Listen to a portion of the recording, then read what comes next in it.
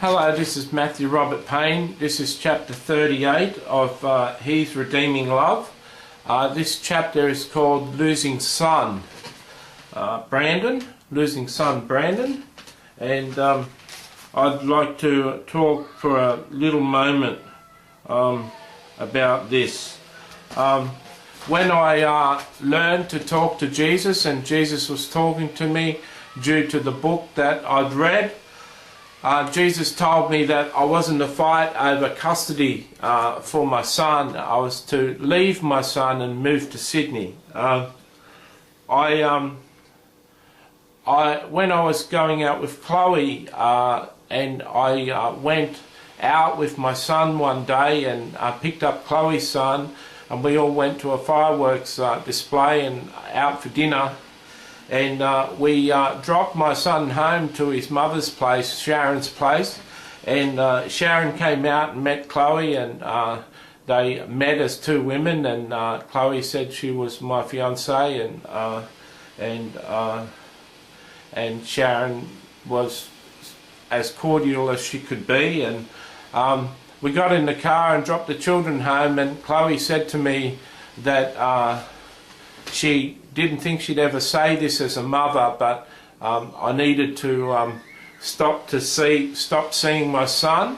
That my wife, my former wife Sharon, was doing witchcraft on me, and she'd watched me over the last year.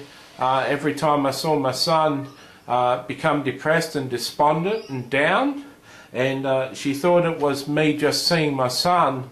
But after meeting Jesus, she realised that after meeting Sharon, she realised that Sharon was very evil and was doing witchcraft on me, and it was the witchcraft that was getting me down and getting me despondent for 2 weeks. And I'd only just recover in my mood over the 2 weeks, and then I'd see Sharon again, and once again I'd be affected. And Chloe said to me that I'm never going to recover and get things done in my life if I don't leave Sharon, if I don't stop picking my child up every 2 weeks.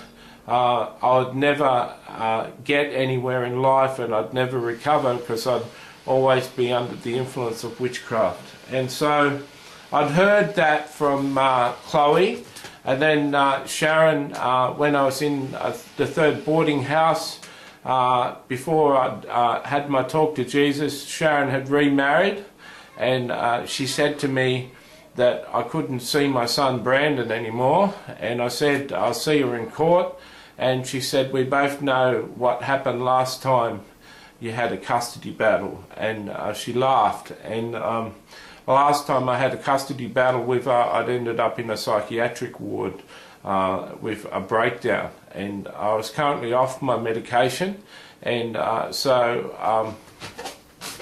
I wasn't prepared. I didn't really want to go through a custody fight. I did have the papers at home, and I'd filled the papers out to lodge with the court, and I was working on my affidavit when I had the conversation with Jesus. And he said that he wanted me to move to Sydney and stop fighting over my son, to leave my son with the stepfather. This whole conversation about packing up from my new home in Brisbane, a city that I loved, and moving to the dark city of Sydney, so far away, and leaving my son behind, and just doing that. This whole decision was similar to the decision Abraham had to make. Abraham had to leave his hometown and leave his father's house and travel to a place where God said he'd tell him when he got there. I was told that I was going to Sydney, but I didn't really want to go to Sydney. Sydney is a very dark place. It was quite an evil place, and I didn't want to go there, but Jesus was saying he wanted me to go there. And I certainly didn't want to lose my son. I love seeing my son every fortnight. Even though I'd stopped seeing my son, I wanted to fight for access to see my son. It was a very, very hard thing to do, to walk away from my son. It was a very hard thing to obey. I felt like Abraham. I felt like I was putting my son on an altar and sacrificing him. It's currently been, as I write this book, it's currently been 14 years since I seen my son. I think that it was about 1998, 1999, at this stage in my life where Jesus said to move to Sydney. I think it was 1999. 1998, at this stage in the book where Jesus has said to move to Sydney. I rang my parents and said that Jesus had told me to move to Sydney, and they said to come to Coffs Harbour with my stuff and stop in at Coffs Harbour on the way to Sydney and stay with them for a while. So I